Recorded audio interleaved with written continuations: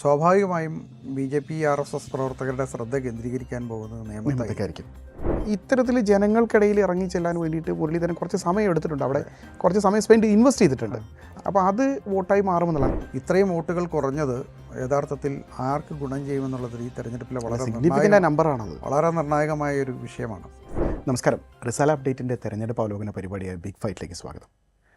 സ്ഥാനാർത്ഥി പ്രഖ്യാപനത്തിന് പിന്നാലെ വലിയ രീതിയിൽ കേരളത്തിൻ്റെ ആകെ ശ്രദ്ധ ക്ഷണിച്ചു വരുത്തുന്ന ഒരു മത്സരം നടക്കാൻ പോകുന്ന മണ്ഡലമായിരിക്കും ഒരുപക്ഷെ വട്ടിയൂർക്കാവ് എന്ന് പറയാം.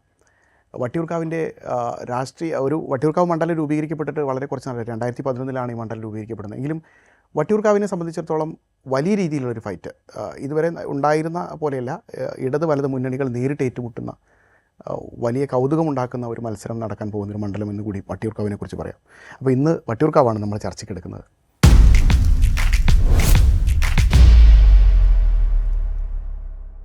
വട്ടിയൂർക്കാവിലൊരു ടൈറ്റ് ഫൈറ്റ് തന്നെയാണല്ലേ? ഒരു ടൈറ്റ് ഫൈറ്റായി മാറിയിട്ടുണ്ട്. അത് അങ്ങനെ ഒരു പ്രതീക്ഷിച്ച ഒരു മണ്ഡലമായിരുന്നില്ല ശരിക്കും പറഞ്ഞാൽ.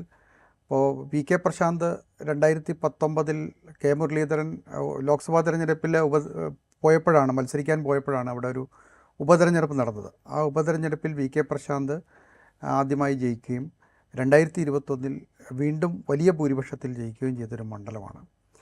ഒരു പക്ഷേ K മുരളീധരൻ അവിടെ മത്സരിച്ചില്ലായിരുന്നുവെങ്കിൽ അതൊരു ടൈറ്റ് ഫൈറ്റായിട്ട് മാറുകയില്ലായിരുന്നു. പക്ഷേ K മുരളീധരൻ അവിടെ പ്രത്യക്ഷപ്പെട്ടതോടുകൂടി ഒരു ശക്തമായൊരു പോരാട്ടമായി അവിടെ മാറുകയാണ് ചെയ്തത്.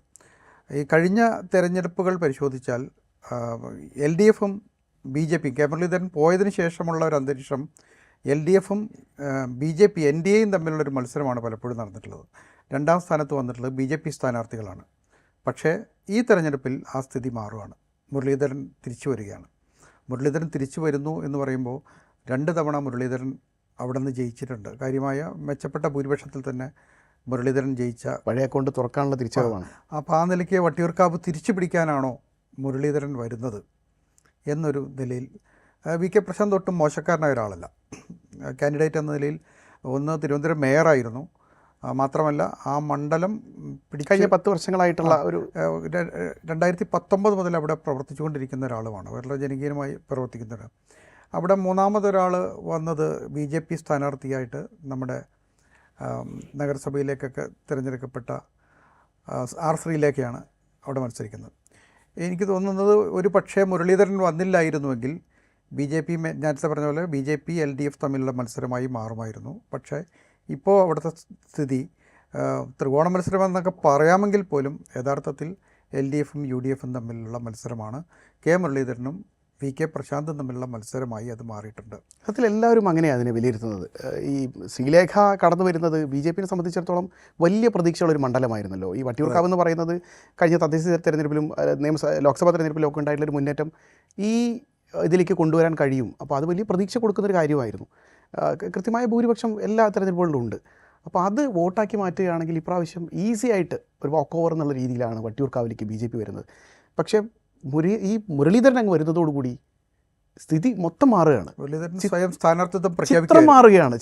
അപ്പോൾ അദ്ദേഹം വരുന്നു. എനിക്ക് തോന്നുന്നു മുരളീധരൻ വട്ടിയൂർക്കാവിൽ സ്ഥാനാർത്ഥിത്വം പ്രഖ്യാപിച്ചത് വേറൊരു കാരണം കൊണ്ട് കൂടി ആയിരിക്കുമെന്ന് എനിക്ക് തോന്നുന്നു.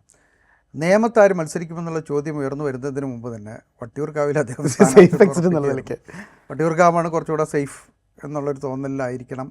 അല്ലെങ്കിൽ ഒരുപക്ഷെ നിയമത്തേക്ക് പലപ്പോഴും മുരളീധരൻ ട്രാപ്പിലാകുന്ന ഒരാളാണ്. പാർട്ടിക്ക് വേണ്ടി രക്തസാക്ഷിയായി മാറുന്ന ഒരാളാണ്. അല്ല, ഇപ്രാവശ്യം കോൺഗ്രസിൽ തന്നെ അങ്ങനെ അഭിപ്രായം ഉയർന്നതാണ് കേൾക്കുന്നത് കേട്ടോ. കാരണം പാർട്ടി പറഞ്ഞനുസരിച്ചിട്ടാണല്ലോ മുരളീധരൻ വടകരയ്ക്ക് പോകുന്നത്. വടകരയിൽ നിന്ന് അവിടെ രക്തസാക്ഷിയാവും. നേമത്ത് വരുന്നു, അതേപോലെ തൃശ്ശൂരിലേക്ക് പോകുന്നു, വടകര ജയിക്കുകയാണ് ചെയ്തത്. അതെ. അപ്പോൾ ഇത്തരത്തിൽ തൃശ്ശൂർ വടകര പോലെ ഒരു സേഫായ ഒരു സ്ഥലത്ത് നിന്ന് പാർട്ടി ആവശ്യപ്പെടുന്നതനുസരിച്ചാണ് മുരളീധരനിലേക്ക് വന്ന് രക്തസാക്ഷിയായി 3ാം സ്ഥാനത്തേക്കാണ് പോകുന്നത്. അതെ, അത്തരം കാര്യങ്ങൾക്കൊക്കെ പാർട്ടിയുടെ കൃത്യമായിട്ടുള്ള നിർദ്ദേശങ്ങൾ അനുസരിച്ചുകൊണ്ട് ആരും തയ്യാറാവാതെ നേരത്തെ തന്നെ വട്ടിയൂർക്കാവിന്റെ അദ്ദേഹത്തെ സേഫ് ആക്കണമെന്ന് പാർട്ടിക്ക് ഒരു താല്പര്യം ഉണ്ടായിരുന്നതാണ്. പാർട്ടി ആലോചന നടക്കുന്നതിന് മുമ്പ് വട്ടിയൂർക്കാവിൽ ഞാൻ മത്സരിക്കുന്നു. അതെ. അപ്പോൾ അത് അദ്ദേഹത്തിന് വട്ടിയൂർക്കാവിൽ ചില പ്രതീക്ഷകൾ ഉള്ളത് കൊണ്ടാണ് അത് അങ്ങനെ. വട്ടിയൂർക്കാവിൽ നിന്ന് ജയിക്കാൻ കഴിയുമെന്നുള്ള ആത്മവിശ്വാസം അവിടെയുണ്ട്. ഈ ശ്രീലേഖനെ സംബന്ധിച്ച് ഇത്രയും നാളും ഉണ്ടായിരുന്ന ഒരു ഇമേജ് ഇപ്പോൾ ഇപ്പോൾ ബി ജെ പിക്കുള്ള ഏറ്റവും വലിയ പ്രതിസന്ധികളിൽ ഒന്നും അതാണ്. ശ്രീലേഖയുടെ സ്ഥാനാർത്ഥി പ്രഖ്യാപനമൊക്കെ നടക്കുന്നുണ്ട്. എങ്കിലും ശ്രീലേഖ എന്ന് പറയുന്ന ആൾ ഒരു IPS ഉദ്യോഗസ്ഥ എന്നുള്ള നിലയ്ക്ക് വലിയ രീതിയിൽ രാഷ്ട്രീയത്തേക്ക് കടന്നു വരുന്നു, സംസ്ഥാനത്തിൻ്റെ രാഷ്ട്രീയ രംഗത്തേക്ക് കടന്നു വരുന്നു. വലിയ രീതിയിൽ ആ ഒരു ഇമേജ് ഒരു സംസ്ഥാന സർക്കാരിനെതിരെ തന്നെ പ്രതികരിക്കുന്ന BJPയുടെ ജിഹുവായിട്ടൊക്കെ മാറുന്നു. അങ്ങനെ അവതരിപ്പിക്കുന്ന ഒരാൾ പിന്നീട് ഒരു വാർഡ് മെമ്പർ എന്നുള്ള അല്ലെങ്കിൽ ഒരു കൗൺസിലറുടെ സ്ഥാനത്തേക്ക് ഒതുങ്ങിപ്പോയൊരു കാഴ്ചയാണ് നമ്മൾ കണ്ടത്. അപ്പോൾ പാർട്ടിയിൽ അവരോട് അത്രയും മമത നേതൃത്വത്തിന് ഇല്ലായിരുന്നു എന്ന് തന്നെ വേണം, പ്രാദേശിക നേതൃത്വത്തിനെങ്കിലും. അപ്പോൾ അങ്ങനെ ഒരാളെയാണ്. മാത്രമല്ല അവിടെ വേറൊരു വിഷയമുള്ളത്, നേമത്ത് അവരുടെ സംസ്ഥാന പ്രസിഡന്റ് രാജീവ് ചന്ദ്രശേഖർ മത്സരിക്കുന്നുണ്ട്. സ്വാഭാവികമായും BJP RSS പ്രവർത്തകരുടെ ശ്രദ്ധ കേന്ദ്രീകരിക്കാൻ പോകുന്നത് നേമത്തായിരിക്കും. അപ്പോൾ അതുകൊണ്ട് തന്നെ ശ്രീലേഖയുടെ മത്സരം എത്രമാത്രം സീരിയസ് ആയിട്ട് BJPക്കാർ തന്നെ കാണുമെന്നുള്ള കാര്യത്തിൽ സംശയമുണ്ട്. മാത്രമല്ല അവിടെ തിരുവനന്തപുരത്തെ മേയർ സ്ഥാനം കിട്ടാത്തതിനെ ചൊല്ലി അവർക്കുണ്ടായിട്ടുള്ള വിഷയങ്ങളുണ്ട്. അതെ, പാർട്ടിയിൽ ഒരു കലഹമുണ്ട്, പാർട്ടിക്കകത്ത് പ്രശ്നങ്ങളുണ്ട്. ശ്രീലേഖ മേയർ സ്ഥാനം കിട്ടിയില്ല എന്നുള്ള പേരിൽ വളരെയധികം പരിഭവം പ്രകടിപ്പിക്കുകയും ഒക്കെ ചെയ്യും. ഇപ്പം നരേന്ദ്രമോദി പങ്കെടുത്ത പരിപാടിയിൽ ഉൾപ്പെടെ മാറി നിൽക്കുകയൊക്കെ ചെയ്ത സാഹചര്യമൊക്കെ ഉണ്ടായിരുന്നു. അപ്പോൾ അതൊക്കെ തന്നെ അവരും പാർട്ടിയും തമ്മിലൊരു അകൽച്ച ഉണ്ടായിട്ടുണ്ട്. അപ്പോൾ അതുകൊണ്ട് തന്നെയാണ് ഞാൻ നേരത്തെ പറഞ്ഞത്, ഒരു ത്രികോണ മത്സരം എന്നൊക്കെ പറയാമെങ്കിലും ശ്രീലേഖയുടെ സാന്നിധ്യം ഉണ്ടാകും. BJPക്ക് സ്വാഭാവികമായും കിട്ടുന്ന വോട്ടുകളും കിട്ടും. അതിനപ്പുറത്തേക്ക് ഒരു ത്രികോണ മത്സരം, ശക്തമായ ത്രികോണ മത്സരമെന്ന് നമുക്ക് നേമത്തെ പറയാൻ കഴിയില്ല. മറിച്ച് VK പ്രശാന്തും K മുരളീധരനും തമ്മിലുള്ള VV രാജേഷിൻ്റെ വോട്ടിലേക്ക് എത്തുക എന്നുള്ളത് പോലും എനിക്ക് VV രാജേഷിനെ സംബന്ധിച്ച് VV രാജേഷ് അവിടെ ദീർഘകാലമായി പ്രവർത്തിക്കുന്ന ഒരു രാഷ്ട്രീയ പ്രവർത്തകനായിരുന്നു. അദ്ദേഹത്തിൻ്റെ ആ കഴിഞ്ഞ പ്രാവശ്യത്തെ കിട്ടിയ വോട്ടിൻ്റെ അത്രയെങ്കിലും എത്തുക എന്നുള്ളതായിരിക്കും ഒരു പക്ഷേ ശ്രീലേഖയുടെ മുന്നിലുള്ള വലിയ വെല്ലുവിളി അല്ലേ? അങ്ങനെ കാണേണ്ടി വരും. അതിനുള്ള സാധ്യതകൾ എത്രയുണ്ടെന്നുള്ളത് നമ്മൾ കണ്ടറിയേണ്ടിയിരിക്കണം. കാരണം അത് പാർട്ടി പ്രവർത്തകർ എത്രമാത്രം ആ വോട്ട് സമാഹരിക്കാൻ കഴിയും. മാത്രമല്ല ശ്രീലേഖയ്ക്ക് തന്നെ വോട്ട് ക്യാപ്ചർ ചെയ്യാൻ പറ്റുന്ന ഒരു പ്രൊഫൈൽ ഉണ്ടോ എന്നുള്ള കാര്യവും ഒക്കെ തെളിയിക്കപ്പെടേണ്ട കാര്യമാണ്. എനിക്ക് തോന്നുന്നില്ല. അത് രാഷ്ട്രീയം എന്ന് പറഞ്ഞാൽ അങ്ങനെ ഒരു പ്രശ്നമാണ്. ജനകീയമായിട്ടുള്ള പ്രവർത്തനങ്ങളിലൂടെയൊക്കെ ജനങ്ങളുടെ വിശ്വാസം ആർജിച്ചെടുക്കേണ്ടതാണല്ലോ. ഉടനെയുള്ള സ്ഥാനാർത്ഥികൾക്ക് ഇവർ രണ്ടുപേരും മറിച്ച് ആ മണ്ഡലത്തിൽ കാര്യമായി പ്രവർത്തിച്ചിട്ടുള്ള ആളുകളാണ്. അത് പ്രശാന്ത് ആണെങ്കിലും ശരി, മുരളീധരനാണെങ്കിലും ശരി, അതൊരു നെക്ക് ടു നെക്ക് ഫൈറ്റ് തന്നെയായിരുന്നു. ഫൈറ്റാണ്. കാരണം ഒരു 7 വർഷത്തിലധികമായി മണ്ഡലത്തെ പ്രതികരിക്കുന്ന MLA ആയിട്ടുള്ള ഒരാൾ, അതിന് മുമ്പ് മണ്ഡലത്തെ 10 വർഷത്തിലധികം പ്രതികരിച്ചിട്ടുള്ള മറ്റൊരാൾ, രണ്ടുപേരും കരുത്തരായ രണ്ട് സ്ഥാനാർത്ഥികൾ. ഈ വോട്ടിംഗ് പെർസെൻറ്റേജ് വെച്ച് നോക്കുമ്പോൾ നമുക്ക് കാര്യമായ തീരുമാനങ്ങളിലേക്കൊന്നും പോകാൻ പറ്റാത്ത. എനിക്ക് തോന്നുന്നത് നമുക്ക് ഈ ഇതുവരെയുള്ള തെരഞ്ഞെടുപ്പുകളുടെ ഒരു ഡാറ്റ ഒന്ന് നോക്കാം അല്ലേ? ഞാനൊന്ന് നോക്കാം. അതായത് നമുക്കൊരു 2011 തൊട്ടിട്ട് ഇങ്ങോട്ട് നോക്കാം. എനിക്ക് തോന്നുന്നൊരു സമഗ്രമായ ചിത്രം നമുക്ക് കിട്ടുന്ന അവിടെയായിരിക്കും. ഈ 2011 മുരളീധരൻ ആദ്യമായിട്ട് 2008 മണ്ഡല പുനർനിർണയത്തിന് ശേഷം രൂപീകരിക്കപ്പെട്ട മണ്ഡലം 11 മണ്ഡലം നിലവിൽ വരുന്നു. അതിനു മുമ്പ് തിരുവനന്തപുരം നോർത്തായിരുന്നു. 77 മുതൽ തിരുവനന്തപുരം നോർത്തായിരുന്നു. അതിനു മുമ്പ് 57 മുതൽ അത് തിരുവനന്തപുരം 2 എന്ന് പറയുന്ന ഒരു മണ്ഡലമായിരുന്നു. അതെ, ആ മണ്ഡലത്തിൻ്റെ ഒരു ചരിത്രമുണ്ട്. 57 അതുകൂടെ പറഞ്ഞു പോവാം. അതെ, 57 അവിടെ നിന്ന് ആദ്യം ജയിച്ചത് പട്ടം താണുപിള്ളയായിരുന്നു. പട്ടം താണുപിള്ള കേരള രാഷ്ട്രീയത്തിലെ വളരെ പ്രധാനപ്പെട്ട ഒരു വലിയ നേതാവായിരുന്നു. 60 അദ്ദേഹമാണ് ജയിച്ചത്. 60 അവിടെ നിന്ന് ജയിച്ച പട്ടം താണുപിള്ള അന്ന് കേരള മുഖ്യമന്ത്രിയായി മാറുന്നുണ്ട്. പിന്നീട് അദ്ദേഹത്തിന് ഒരു ഗവർണർ പദവി കിട്ടുമ്പോഴാണ് അവിടെ നിന്ന് പോവുകയും R ശങ്കർ മുഖ്യമന്ത്രിയാക്കി മാറുകയൊക്കെ ചെയ്യുന്നത്. അപ്പോൾ ഈ ഒരു വലിയ ചരിത്രമുള്ള ഒരു മണ്ഡലം കൂടിയാണ് ഈ വട്ടിയൂർക്കാവ്, അല്ലെങ്കിൽ അതിന് മുൻപേ ഉണ്ടായിരുന്ന ഈ മണ്ഡലം എന്ന് പറയാൻ വേണ്ടിയിട്ടാണ്. ഈ നമുക്ക് കണക്കൊന്ന് നോക്കാം. അതെ, മണ്ഡല രൂപീകരണത്തിന് ശേഷം അത് ആദ്യത്തെ തിരഞ്ഞെടുപ്പ്, അതായത് 2011 K മുരളീധരന് അന്ന് അവിടെ കിട്ടിയത് 56,531 വോട്ടുകളാണ്. അതായത് ഏകദേശം അന്ന് അദ്ദേഹത്തിന് 16,167 വോട്ടിൻ്റെ ലീഡുണ്ടായിരുന്നു. അതായത് ചെറിയാൻ ഫിലിപ്പായിരുന്നു അന്നത്തെ എതിരാളി. അപ്പോൾ ചെറിയാൻ ഫിലിപ്പ് കോൺഗ്രസ് പാളയത്തിലുമാണ്. അപ്പോൾ ചെറിയാൻ ഫിലിപ്പിന് അന്ന് കിട്ടിയ 40,364 വോട്ടാണ്. അപ്പോൾ ഏകദേശം 15% വോട്ടിൻ്റെ വ്യത്യാസം ഇടത് വലത് സ്ഥാനാർത്ഥികൾ തമ്മിലുണ്ടായിരുന്നു. അന്ന് VV രാജേഷ് BJPയുടെ സ്ഥാനാർത്ഥിയായിരുന്നു. ഇപ്പോഴത്തെ തിരുവനന്തപുരം മേയറായിരുന്നു VV രാജേഷ്. അന്ന് BJP സ്ഥാനാർത്ഥിയായിരുന്നു. അദ്ദേഹത്തിന് 13,494 വോട്ട്, അതായത് വെറും 11% വോട്ടിനടുത്ത് മാത്രമേ, 12.98% അടുത്തുള്ള വോട്ടാണ് അദ്ദേഹത്തിന് കിട്ടിയത്. ഇനി 2016 നിയമസഭാ തെരഞ്ഞെടുപ്പിലേക്ക് നമ്മൾ വരികയാണെങ്കിൽ വീണ്ടും മുരളീധരനുണ്ട്. അന്ന് മുരളീധരന് കിട്ടുന്നത് നേരത്തെ നമ്മൾ പറഞ്ഞ 56,000 വോട്ടിൽ നിന്ന് കുറച്ച് കുറഞ്ഞിട്ടുണ്ട്. 51,322 വോട്ട്. ശതമാനക്കണക്ക് നോക്കുമ്പോൾ നല്ല കുറവുണ്ട്. 51% അടുത്തുണ്ടായിരുന്ന വോട്ട് 38% അടുത്തേക്കൊക്കെ വരുന്നു. അതെ അതെ 2016 എത്തുമ്പോൾ മണ്ഡലത്തിന്റെ സ്വഭാവം മാറുന്നത് ശ്രദ്ധിക്കും. ഉണ്ട്. അതുകൂടെ നമുക്കിതിൽ പറഞ്ഞു പോവാം. അന്ന് മുരളി അതെ ബി ജെ പി രണ്ടാം സ്ഥാനത്ത് വരുന്നത്. കുമ്മനം രാജശേഖരൻ രണ്ടാം സ്ഥാനത്തേക്ക് 2016 അത് മുരളീധരൻ്റെ ലീഡും കുറയുന്നുണ്ടല്ലോ. മുരളീധരൻ്റെ ലീഡെന്ന് 7622 വോട്ട് എന്നുള്ള നിലയിലേക്ക് താഴ്ന്നു. മുരളീധരൻ്റെ ലീഡ് കുറഞ്ഞത് മാത്രമല്ല, അതിൽ പ്രധാനപ്പെട്ട സംഗതി എന്ന് പറഞ്ഞാൽ LDF സ്ഥാനാർത്ഥിയായിരുന്ന മൂന്നാം സ്ഥാനം TNCMയ്ക്ക് 29.79% അവരുടെ വോട്ട് കുറയുകയും മൂന്നാം സ്ഥാനത്തേക്ക് പോവുകയുമാണ് ചെയ്തത്. അതിന് മുമ്പ് ചെറിയാൻ ഫിലിപ്പിന് കിട്ടിയത് അന്ന് സ്വതന്ത്രനായിരുന്നു. അദ്ദേഹത്തിന് 35.84% വോട്ട് കിട്ടിയിരുന്നു. ആ വോട്ടാണ് ഇത്രയും 29.79 ട്രിക്കി ആയിട്ടൊരു സാധനം ഈ LDF പറഞ്ഞു വെക്കുന്ന ഒരു കാര്യമുണ്ട്. ഇവിടെ ശതമാനം മാത്രം വ്യത്യാസം വോട്ട് ഉണ്ടെന്നുള്ളതാണ്. അതാണ് അല്ല, പക്ഷേ വോട്ട് കൂടുന്നുണ്ട് ഓരോ തവണയും വോട്ടർമാരുടെ എണ്ണം. അതെ പക്ഷേ ഇതിൽ തമാശ ഉണ്ടായിട്ടുള്ളത് അങ്ങ് നേരത്തെ പറഞ്ഞു മുരളീധരൻ്റെ ശതമാനവും കുറയുന്നുണ്ട്. 2011 50.19 ആയിരുന്നുവെങ്കിൽ 2016 വരുമ്പോഴത്തേക്കും അത് 37.81 കുറയുകയാണ് ചെയ്യുന്നത്. ഇനി ഇത് 2019 നമുക്ക് പോകാം. ഉപതെരഞ്ഞെടുപ്പ് അവിടെയാണ് ഈ കുമ്മനം രാജശേഖരൻ രണ്ടാം സ്ഥാനത്ത് 43,700 വോട്ട് നേടുകയും 32.19% വോട്ട്. അതെ 2016 വരുമ്പോഴത്തേക്ക് അതാണ് ആ മണ്ഡലത്തിൻ്റെ ക്ലിയർ ആയിട്ട് BJPയുടെ ഒരു ഉയർച്ച ആ മണ്ഡലത്തിൽ, അല്ലെങ്കിൽ BJPയുടെ ഗ്രാഫ് കുത്തനെ, അതായത് 11% നിന്ന് 32%, 32.5% BJP കയറുകയാണ്. ഇവിടുന്ന് 2011 അപേക്ഷിച്ച് 2016 വരുമ്പോൾ കൃത്യമായിട്ട് BJPയുടെ ഗ്രാഫ് കയറുന്നു. ആ സാധനമാണ് എനിക്ക് തോന്നുന്നത് BJPയുടെ ആ ഒരു മുന്നേറ്റം ഇടത് മുന്നണിനെ മൂന്നാം സ്ഥാനത്തേക്ക് കൊണ്ടുപോകുന്നു. മുരളീധരൻ എന്ന് പറയുന്ന അന്നത്തെ കരുത്തുറ്റ ഒരു സ്ഥാനാർത്ഥിയുടെ, കോൺഗ്രസിൻ്റെ സ്ഥാനാർത്ഥിയുടെ വോട്ട് ഈ പറഞ്ഞ ലീഡ് കുറയ്ക്കുന്നു. അത് ഈ കുമ്മനം രാജശേഖരന് കിട്ടിയ വോട്ടിൻ്റെ ലീഡാണ് ഇവരുടെ രണ്ടുപേരുടെയും വോട്ട് ശതമാനവും വോട്ടെണ്ണവും കുറയ്ക്കുന്നത്. ഇത് പറഞ്ഞു പോകുമ്പോൾ നമുക്ക് ഈ മണ്ഡലത്തിലെ ഒരു സാമൂഹിക സാഹചര്യം കൂടെ നമുക്ക് നോക്കേണ്ടത്. മണ്ഡലത്തിൽ എനിക്ക് തോന്നുന്നത് ഹൈന്ദവ ഭൂരിപക്ഷ മണ്ഡലമാണ്. ഈ മണ്ഡലത്തെക്കുറിച്ച് പറയുമ്പോൾ നമുക്ക് ആദ്യം ഓർമ്മ വരുന്ന കാര്യം ഒരുപക്ഷെ നായർ സമുദായത്തിന് വലിയ രീതിയിലുള്ള മേൽക്കൈയുള്ള പ്രസൻസ് ഉള്ളൊരു മണ്ഡലം സവർണ വിഭാഗങ്ങൾക്കാണ്. ഇപ്പോൾ ദളിത് മറ്റ് വിഭാഗങ്ങളൊക്കെ നാമമാത്രമാണ്. ഇനിയിപ്പോൾ ക്രൈസ്തവ മുസ്ലിം വിഭാഗങ്ങളാണെങ്കിൽ തന്നെ എല്ലാവരും കൂടെ ഒരു 25% കളക്റ്റീവായിട്ട്, അതായത് ക്രൈസ്തവ മുസ്ലിം വിഭാഗങ്ങൾ ചേർന്ന് വരുന്നത്. നായർ മാത്രമല്ല, ഈഴവ വിഭാഗത്തിന് നിർണായക സ്വാധീനമുണ്ട്. പക്ഷേ എങ്കിലും നമ്മൾ കമ്പാരിറ്റീവ്ലി ഒരു മേജർ ഷെയർ എന്ന് പറയുന്നത് നായർ വിഭാഗം അടക്കമുള്ള അപ്പർ കാസ്റ്റ് വോട്ടുകളിലാണ് നമുക്ക് പറയേണ്ടി വരും. ആ ഒരു സമൂഹത്തിൻ്റെ മെജോറിറ്റിയുടെ ഒരു ലീനിയൻസ് ടുവേർഡ്സ് BJP എന്നൊക്കെ ചിലപ്പോൾ നമുക്ക് BJPയുടെ ഒരു വളർച്ചയ്ക്ക് കാരണമാകുന്ന ഒരു വിഷയം സംഗതി അത് തന്നെയാണ്, ആ ബേസ് അത് തന്നെയാണ്. അതെ. ഇനി നമുക്ക് 2019 ഉപതെരഞ്ഞെടുപ്പ്, അതായത് മുരളീധരൻ രാജിവെച്ച് ഇവിടേക്ക് പോവുകയാണ്, വടകരയ്ക്ക് ലോക്സഭാ തെരഞ്ഞെടുപ്പിൽ മത്സരിക്കാൻ വേണ്ടി പോകുന്ന സമയത്തുണ്ടായിട്ടുള്ള ആ തെരഞ്ഞെടുപ്പിൻ്റെ ഫലങ്ങളൊക്കെ ഇവിടെയാണ് ആദ്യമായി LDF മണ്ഡല രൂപീകരണത്തിന് ശേഷം ആദ്യമായി അധികാരത്തിൽ വരുന്നത്. അന്ന് VK പ്രശാന്ത് 54,830 വോട്ടാണ്, അതായത് 44.25%. നേരത്തെ നമ്മൾ പറഞ്ഞ TNCM നേടിയത് 29.79% ആയിരുന്നെങ്കിൽ 2019 എത്തുമ്പോൾ അത് വർദ്ധിപ്പിക്കാനായിട്ട് പ്രശാന്തിൻ്റെ ഒരു ജനപ്രീതി ആ സമയത്തുണ്ടായിരുന്നു. എനിക്ക് തോന്നുന്നത് പ്രളയ സമയത്തൊക്കെ ഉണ്ടായിട്ടുള്ള ഇടപെടലൊക്കെ വലിയ രീതിയിൽ ചർച്ച ചെയ്ത സമയമൊക്കെ ആയിരുന്നു. എനിക്ക് ആ സമയത്ത് അങ്ങനെയൊക്കെ ആയിരുന്നല്ലോ. അപ്പോൾ അദ്ദേഹത്തിന് 54,830 വോട്ട് കിട്ടി. ലീഡ് ഉയർത്താനായി 14,465 വോട്ട് ലീഡിലേക്ക് പോയി. കോൺഗ്രസിൻ്റെ കെ മോഹൻകുമാർ 40,365 വോട്ട് എന്നുള്ള രീതിയിലേക്ക് താഴ്ന്നു. മുരളീധരനുമായിട്ട് യാതൊരു സാമ്യം വെക്കാൻ പറ്റാത്ത രീതിയിലേക്ക് വോട്ടിംഗ് ശതമാനം പോയി. സുരേഷ്, BJPയുടെ സുരേഷിന് അപ്പോൾ 27,453 വോട്ട്, അതായത് വെറും 22. മൂന്നാം സ്ഥാനത്തേക്ക് BJP പോകുന്നു. മോഹൻകുമാർ അവിടെ തിരുവനന്തപുരം നോർത്തിൽ നേരത്തെ MLA ആയിരുന്നു എന്ന് തോന്നുന്നു. അവിടുന്ന് കോൺഗ്രസിൻ്റെ MLA കൂടിയായിരുന്നു. അതെ. ഇത് നമുക്ക് 2019 ലോക്സഭാ തെരഞ്ഞെടുപ്പ് കൂടെ നോക്കാം. കുറച്ച് മാസങ്ങൾക്കുള്ളിലാണ് ഇതൊക്കെ നടന്നിട്ടുള്ളത്.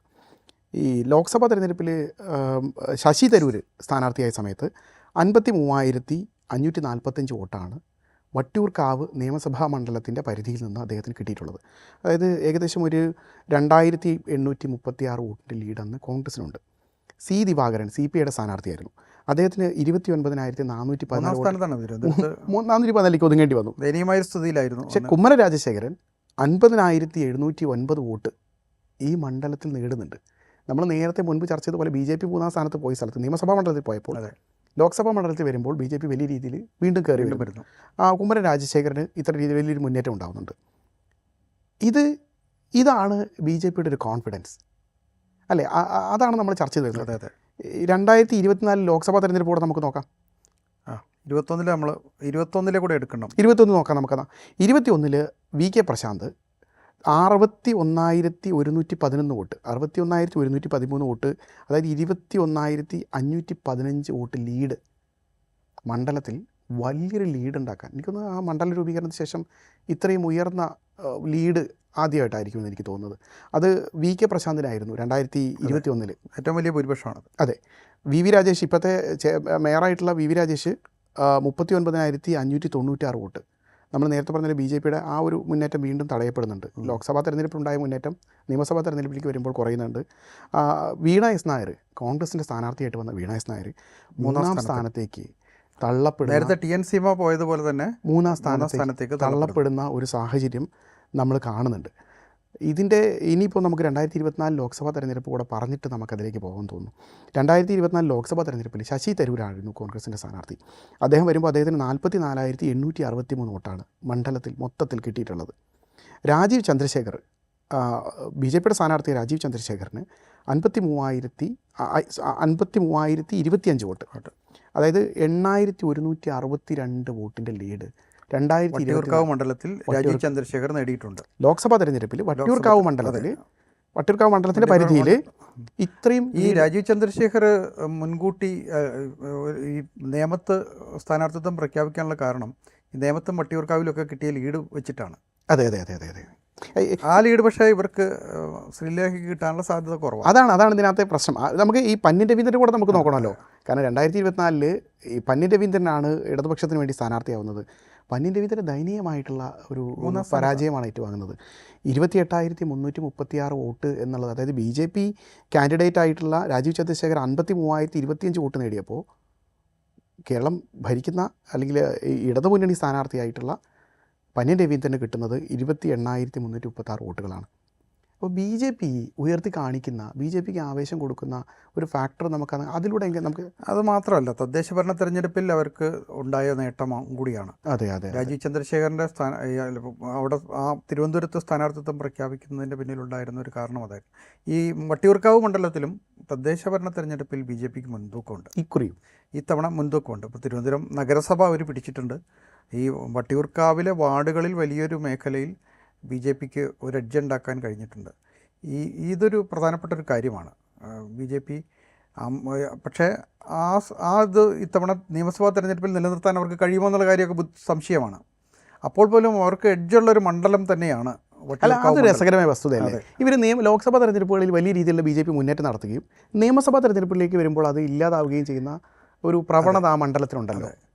എനിക്ക് തോന്നുന്നത് വേറൊരു കാര്യമുണ്ട്. ഈ തെരഞ്ഞെടുപ്പിലുള്ള വളരെ പ്രധാനപ്പെട്ട ഒരു വിഷയം, നമ്മൾ ഇതുവരെ ചർച്ച ചെയ്യാത്തൊരു വിഷയം, കഴിഞ്ഞ SIR കഴിഞ്ഞപ്പോൾ വോട്ടർമാരുടെ എണ്ണം വൻതോതിൽ കുറഞ്ഞ മണ്ഡലങ്ങളിലൊന്ന് വട്ടിയൂർക്കാവാണ്. തിരുവനന്തപുരത്തെ മണ്ഡലങ്ങളിലാണ് വളരെയധികം കുറഞ്ഞത്. നേമത്തും വട്ടിയൂർക്കാവിലും ഒക്കെ കുറഞ്ഞിട്ടുണ്ട്. വട്ടിയൂർക്കാവ് മണ്ഡലത്തിൽ 40,000-ഓളം വോട്ടർമാരുടെ കുറവ് വന്നിട്ടുണ്ട്.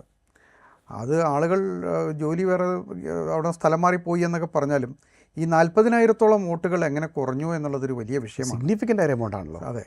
എനിക്ക് അത് ഒരു തരത്തിൽ പറഞ്ഞാൽ ഈ രാഷ്ട്രീയ പാർട്ടികൾ ഇക്കാര്യത്തിൽ കോൺഗ്രസ് ആകട്ടെ CPM ആകട്ടെ SIRലെ ഇത്രയും വലിയൊരു വോട്ട് കുറവിനെക്കുറിച്ച് കാര്യമായി പരിഗണിച്ചിട്ടുണ്ടോ എന്നുള്ള കാര്യം സംശയമാണ്.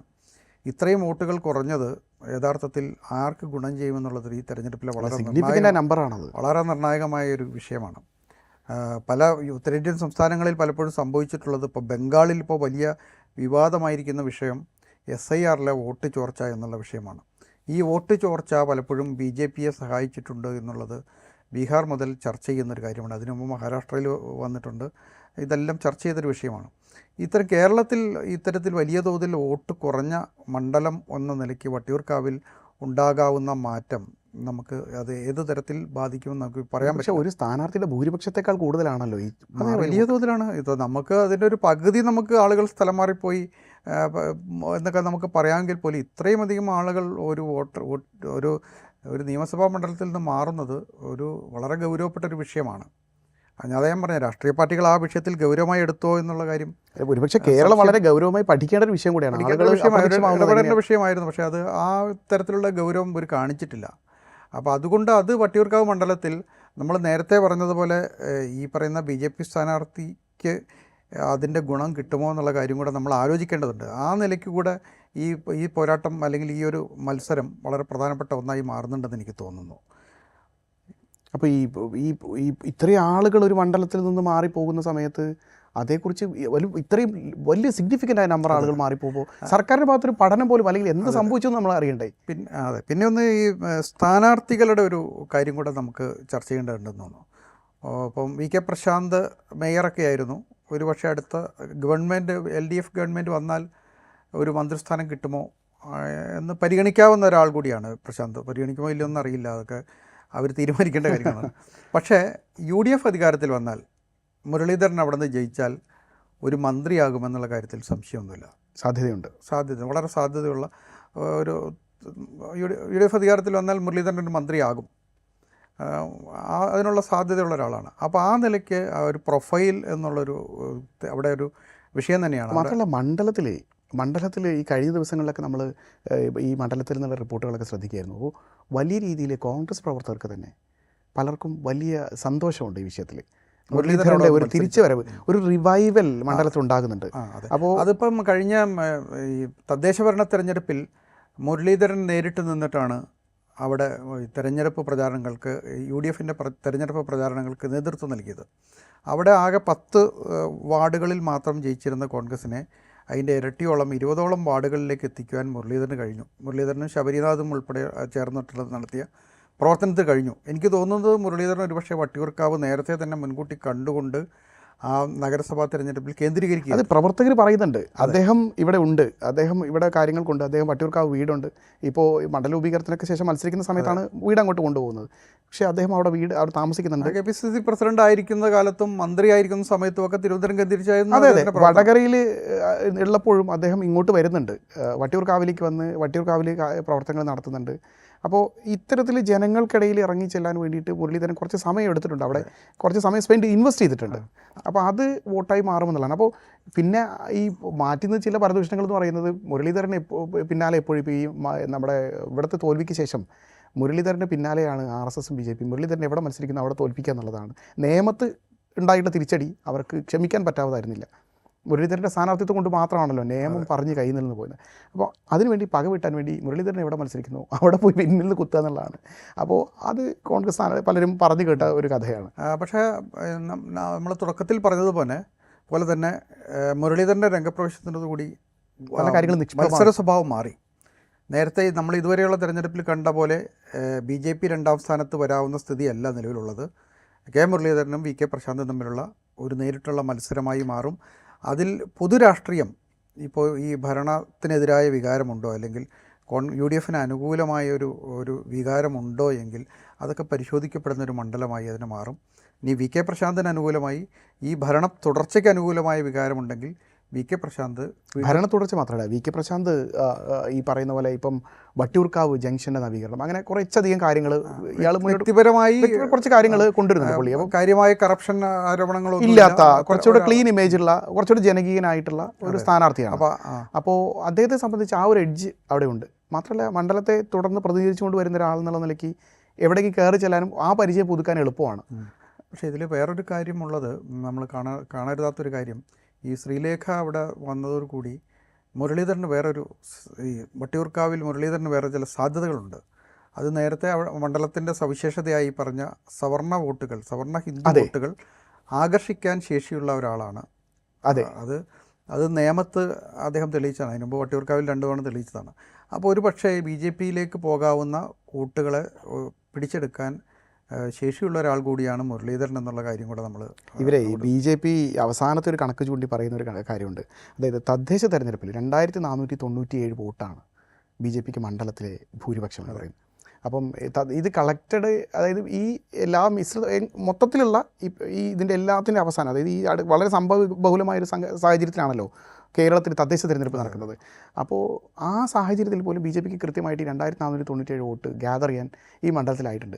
അപ്പോൾ അവർ പറയുന്നത് എങ്ങനെ വന്നാലും പക്ഷേ അവർക്ക് അനുകൂലമായൊരു ട്രെൻഡായിരുന്നല്ലോ തദ്ദേശ ഭരണ തെരഞ്ഞെടുപ്പിൽ ഉണ്ടായിരുന്നു. അതെ. കാരണം ഭരണം അവർക്ക് കിട്ടിയില്ലേ, ഭൂരിപക്ഷം കിട്ടിയില്ലെങ്കിൽ പോലും ആ നഗരസഭയുടെ അതാണ്, അതിലാണ് ഇവരുടെ ഈ കോൺഫിഡൻസ് ഇരിക്കുന്നത്. നഗരസഭ അടക്കമുള്ള അതിൻ്റെ പല ഭാഗങ്ങളും ഉൾപ്പെടുന്ന ഒരു മണ്ഡലം കൂടിയാണ്. അപ്പോൾ ആ ഒരു എഡ്ജ് ആ ഒരു സാഹചര്യം, ആ ഒരു എഡ്ജ് എന്ന് പറഞ്ഞാൽ വ്യത്യസ്തമാണ് സാഹചര്യങ്ങൾ. ഓരോ വാർഡിലും ഓരോ സ്ഥാനാർത്ഥികൾ ഉണ്ടാക്കിയെടുത്ത വിജയം കൂടിയാണ്. ഈ വിജയത്തെ സമാഹരിക്കാൻ ശ്രീലേഖയ്ക്ക് കഴിയുമോ എന്നറിയില്ല. അതാണ് മാത്രമല്ല പാർട്ടിയുടെ ഫുൾ മെഷീനറി തന്നെ ശ്രീലേഖയുടെ ഒപ്പം നിൽക്കുമോ എന്നുള്ളത് കണ്ടറിയേണ്ട വിഷയമാണ്. അപ്പോൾ എന്തൊക്കെ തന്നെയാണെങ്കിലും വി കെ രാജേഷും വി കെ പ്രശാന്തും കെ മുരളീധരനും തമ്മിലുള്ള നെക്ക് ടു നെക്ക് ഫൈറ്റ്, രണ്ടുപേരും തമ്മിലുള്ള നെക്ക് ടു നെക്ക് ഫൈറ്റാണ് വട്ടിയൂർക്കാവിൽ ഉണ്ടാവാൻ പോകുന്നതെന്നാണ് നമുക്ക് തോന്നുന്നത്. എന്തായാലും വട്ടിയൂർക്കാവിലെ ജനവിധി ജനങ്ങൾ വിധി ചെയ്തട്ടെ. പക്ഷേ രാഷ്ട്രീയത്തിൽ വലിയ രീതിയിൽ കൗതുകം തോന്നുന്ന ഒരു മത്സരത്തിന് കൂടിയായിരിക്കും ഈ കുറി വട്ടിയൂർക്കാവ് സാക്ഷ്യം വഹിക്കുക. മുരളീധരൻ്റെ വരവോടുകൂടി വലിയ രീതിയിലുള്ള ഒരു ഫൈറ്റിന്, ഒരു രാഷ്ട്രീയ പോരാട്ടത്തിന് വട്ടിയൂർക്കാവിൽ കളമൊരുങ്ങുകയാണ്. ഏറെ ആവേശകരമായിട്ടുള്ള ഒരു രാഷ്ട്രീയ പോരാട്ടം തന്നെ വട്ടിയൂർക്കാവ് നടക്കുമെന്നാണ് പ്രതീക്ഷിക്കുന്നത്. ജനവിധി ജനങ്ങൾ തീരുമാനിക്കട്ടെ. മറ്റൊരു മണ്ഡലത്തിൻ്റെ വിശേഷവുമായി അടുത്ത എപ്പിസോഡിൽ വീണ്ടും കാണാം. നന്ദി.